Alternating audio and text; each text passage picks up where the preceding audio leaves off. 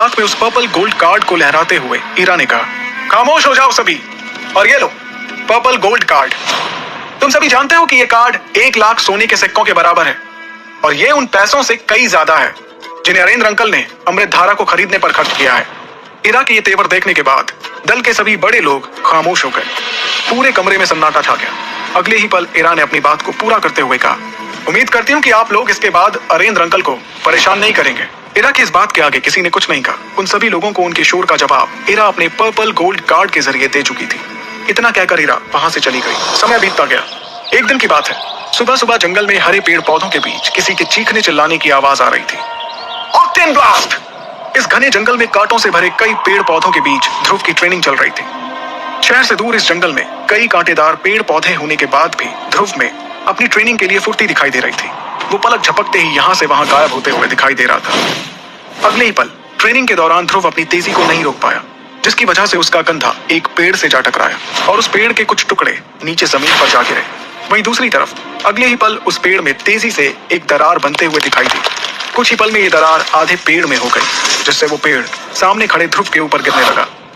तभी ध्रुव ने अपने पैरों को पीछे करके अपने आप को उस पेड़ के नीचे आने से बचा लिया। अगले ही पल वो पेड़ एक तेज आवाज के साथ जमीन पर जा गिरा। उस पेड़ के नीचे गिरने के तुरंत बाद ध्रुव के चेहरे पर एक मुस्कुराहट नजर आई। दरअसल इस समय ध्रुव अपनी ऑक्टेन ब्लास्ट तकनीक का इस्तेमाल कर रहा था।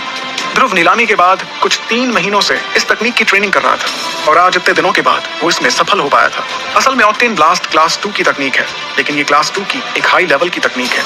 ये एक ऐसी तकनीक है जिसकी मदद से क्लास 3 की तकनीक को भी टक्कर दी जा सकती है। इस तकनीक के इस्तेमाल से ध्रुव 6ठे सितारे पर होने के बाद भी 8वें सितारे वालों से अच्छे से लड़ सकता था। शक्तियों का सितारा जितना बढ़ता है, इंसान के लिए अपनी उस शक्ति को संभालना उतना ही मुश्किल होता चला जाता है, लेकिन ध्रुव के साथ ऐसा नहीं था। नीलामी के बाद ध्रुव लगभग 3 महीनों के लिए अपने आचार्य के साथ मुश्किल ट्रेनिंग के लिए चला गया था, और उसने अपनी शक्तियों के सितारे को 5वें से 6ठे सितारे पर पहुंचा दिया था।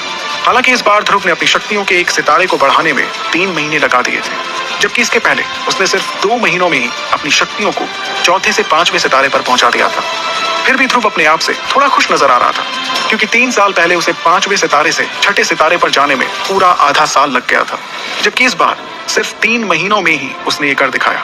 ऑक्टेन ब्लास्ट तकनीक का उपयोग करने के बाद ध्रुव को देखकर ऐसा लग रहा था जैसे कि किसी ने उसके शरीर के अंदर से सारी शक्तियां छीन ली हों। उसकी मांसपेशियों में इतना दर्द हो रहा था कि वो उसे झेल नहीं पा रहा था। उसके हाथों में उभरती हुई मांसपेशियां निकलकर साफ साफ बाहर दिखाई दे रही थी। वो बहुत ही ज्यादा थक चुका था। ध्रुव अपनी मांसपेशियों में होने वाले खिंचाव को देख रहा था। पेड़ से टकराने के बाद उसे कंधे पर जो चोट लगी थी, उसे देखने के बाद ध्रुव ने अपने आप से कहा, ये तो होना ही था। वाकई में ऑक्टेन ब्लास्ट तकनीक किसी भी बहुत शक्तिशाली इंसान का सामना करने के लिए है। कठोर ट्रेनिंग के बाद अब ध्रुव का शरीर धीरे धीरे सामान्य होता चला जा रहा था, लेकिन उसके शरीर में इतनी भी ताकत नहीं थी कि वो अपने हाथ की किसी उंगली को भी हिला पाए। ध्रुव अपने इस 6ठे सितारे की शक्ति के साथ ऑक्टेन ब्लास्ट को ज्यादा से ज्यादा सिर्फ एक बार ही इस्तेमाल कर सकता था, और जब वो इसका इस्तेमाल करता था उसके बाद बहुत देर तक उसके शरीर में मुकाबला करने की बिल्कुल भी हिम्मत नहीं रहती थी। इस ट्रेनिंग के बाद ध्रुव बहुत ज्यादा थक चुका था, इसलिए उसने घास को अपना बिस्तर समझ लिया और कुछ देर के लिए वहीं पर लेट गया। कुछ देर आंखें बंद करने के बाद उसने अपनी आंखें खोली, जहां उसे आसमान में बादल दिखाई दे रहे थे, साथ ही साथ हवा में उसके बाल लहरा रहे थे। जिस समय ध्रुव जमीन पर लेटा हुआ था, उसके शरीर की मांसपेशियों की मरम्मत हो रही थी, क्योंकि उसने इन दिनों जितनी भी अमृत धारा का इस्तेमाल अपने शरीर पर किया था, वही उसके शरीर की मरम्मत कर रही थी।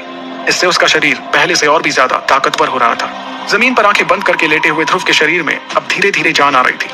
उसने गहरी सांस ली और अपनी आंखों को खोले बिना विदुर से पूछा, आचार्य, मुझे अपनी शक्तियों को 7वें सितारे तक ले जाने के लिए कितने समय तक इसी तरह से ट्रेनिंग लेते रहना पड़ेगा? ध्रुव जल्द से जल्द 7वें सितारे को हासिल करना चाहता था, ताकि उसे शौर्य दल के ट्रेनिंग ग्राउंड में एंट्री मिल जाए और वो वहां से कुछ और चीजें भी सीख पाए। हालांकि ट्रेनिंग ग्राउंड में सिखाई जाने वाली कई तकनीक लो लेवल की थी, लेकिन फिर भी वो उन टेक्निक्स को सीखना चाहता था, क्योंकि उसके पिता चाहते थे कि वो हर तरह की तकनीक सीखे। विदुर ध्रुव के ट्रेनिंग के दौरान एक बड़े से पत्थर पर ध्यान मुद्रा में बैठा हुआ था। जैसे ही एक तेज ठंडी हवा ने उसके चेहरे को छुआ, उसने अपनी आंखें खोल दी। उसे उस ठंडी हवा के छूकर निकलने से बड़ा ही अच्छा लग रहा था। अगले ही पल विदुर का ध्यान उस पेड़ पर गया, जिसे ध्रुव ने ट्रेनिंग के दौरान तहस नहस कर दिया था। उसे देखकर विदुर के चेहरे पर एक मुस्कान आ गई और उसने खुश होते हुए कहा, बहुत बढ़िया, बहुत ही बढ़िया। मैंने तुमसे जितनी उम्मीद लगाई थी, तुम उससे कई ज्यादा बेहतर कर रहे हो। मुझे तो लगा था कि ट्रेनिंग के दौरान अमृत धारा देने के बाद भी तुम्हें अपनी शक्तियों के सितारे को 7 तक ले जाने में कम से कम 1 साल का समय तो जरूर लगेगा, लेकिन तुम्हारा प्रदर्शन देखकर मुझे लग रहा है कि तुम आने वाले 2 महीनों में ही 7वें सितारे तक पहुंच जाओगे। अपने आचार्य के मुंह से ये बात सुनकर ध्रुव का चेहरा खिल उठा। ये सुनने के बाद ध्रुव अब ये भी जानना चाहता था कि उसके ही दल के कुछ लोग जो पिछले 3 सालों से उसकी शक्तियों के सितारे के कम होने पर उसे तरह तरह के ताने मारते थे, अब वो लोग ध्रुव को देखेंगे तो क्या कहेंगे। जब उसकी मंगेतर लारा जयान और उसके बीच 3 साल बाद मुकाबले होंगे तो कहीं ना कहीं वो मुकाबला सिर्फ लारा और उसके बीच का नहीं होगा, ध्रुव उन सब ताना मारने वाले लोगों को भी अपनी काबिलियत साबित कर देगा।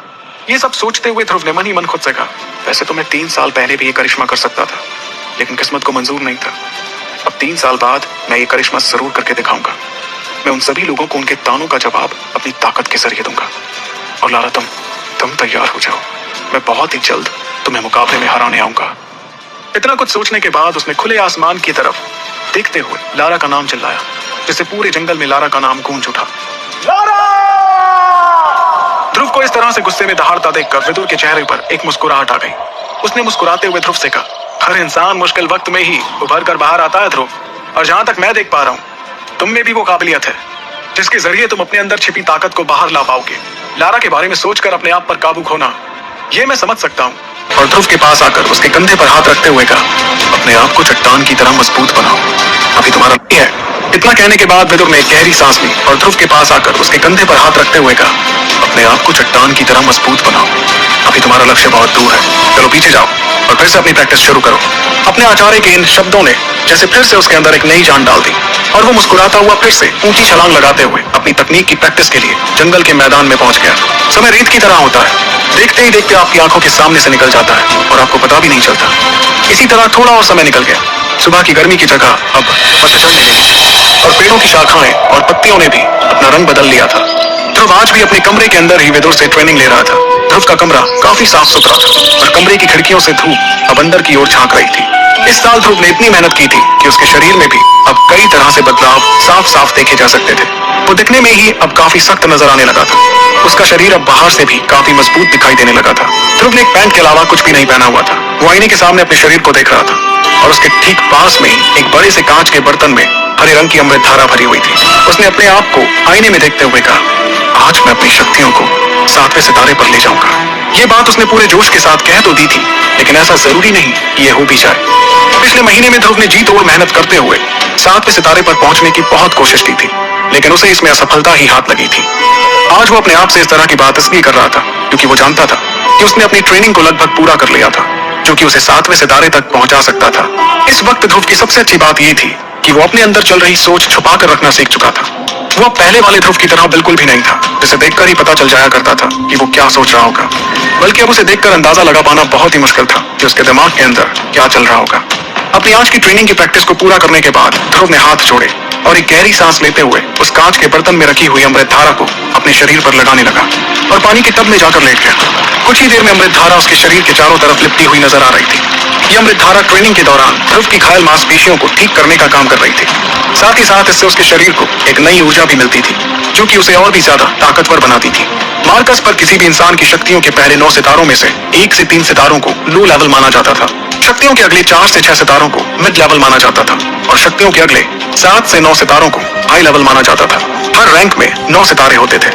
जब कोई इंसान अपनी शक्तियों को 7वें सितारे तक पहुंचा देता था तो 9वें सितारे तक पहुंचने के पहले ही उसे अगली रैंक की पहली सीढ़ी माना जाता था, यानी कि अब वो 0 रैंक से एकलव्य बनने के काबिल हो जाता था। इतने कम समय में 0 रैंक से एकलव्य रैंक पर पहुंचना अपने आप में बहुत बड़ी बात होगी ध्रुव के लिए। ध्रुव अपनी शक्तियों के सितारों को बढ़ाने के लिए अमृत धारा की मदद ले रहा था। उसके बिना उसे अपनी शक्तियों के सितारों को बढ़ा पाना बहुत ही मुश्किल था। ध्रुव इस बार की ट्रेनिंग के बाद ध्यान मुद्रा में बैठ गया और गहरी सांस लेते हुए सिर्फ हवा की मदद से अपने शरीर में शक्ति को महसूस करने की कोशिश करने लगा। लेकिन वो इस बात को बहुत अच्छे से समझ चुका था कि बिना अमृत धारा के वो अपनी शक्तियों को 7वें सितारे तक तो जरूर ले जाएगा, लेकिन ऐसा करने में उसे बहुत वक्त लग सकता है। विदुर समझ चुका था कि ध्रुव क्या करने की कोशिश कर रहा था। जब विदुर ने महसूस किया कि हवा में गहरी सांस लेने के बाद ध्रुव अपनी शक्तियों में कोई भी बदलाव महसूस नहीं कर पा रहा था, तो उसने ध्रुव के टब के पानी में अमृत धारा की कुछ और बूंदों को डाला, जिससे देखते ही देखते उस पानी का रंग हरा हो गया। पानी को और गहरे रंग में बदलते हुए देखकर ध्रुव समझ चुका था कि ये सब विदुर ने किया है। ये देख उसके चेहरे पर एक मुस्कान आ गई और उसने अपनी उसी मुस्कान के साथ कहा, धन्यवाद आचार्य, और अपनी शक्तियों को बढ़ाने के लिए गहरी सांस लेते हुए उस अमृत धारा की ताकत को अपने अंदर खींचने लगा। लगभग 1 घंटे तक अमृत धारा से ताकत लेने के बाद हरे रंग के उस पानी का रंग पीला पड़ गया। पानी का रंग हरे से पीला हो जाना इस बात का इशारा था कि पानी में मिली हुई अमृत धारा का इस्तेमाल किया जा चुका था। उधर अमृत धारा से गहरी सांस के जरिए अपने शरीर की ताकत को बढ़ाते हुए अब ध्रुव का शरीर कांप रहा था। उसका पेट अंदर चला गया और अचानक से उसने अपनी आंखें खोल ली।